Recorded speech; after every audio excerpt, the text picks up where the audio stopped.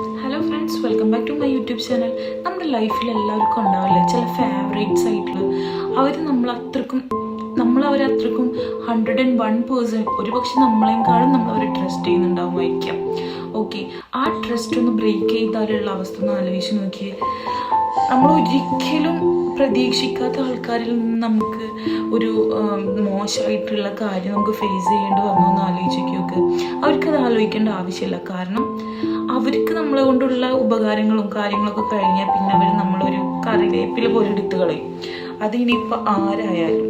Okay, അപ്പോൾ ഇങ്ങനത്തെ പീപ്പിൾസിനൊക്കെ നമ്മൾ നേരിട്ട് കണ്ടറിഞ്ഞ് നമ്മുടെ ലൈഫിൽ നിന്ന് മാറ്റി നിർത്താം.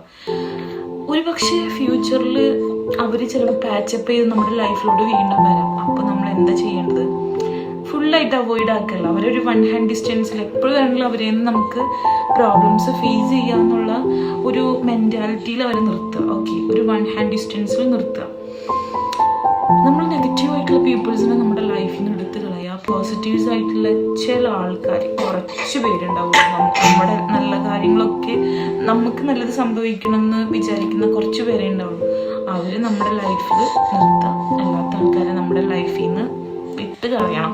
അത്രേ ഉള്ളൂ. So B positive, take care, bye bye.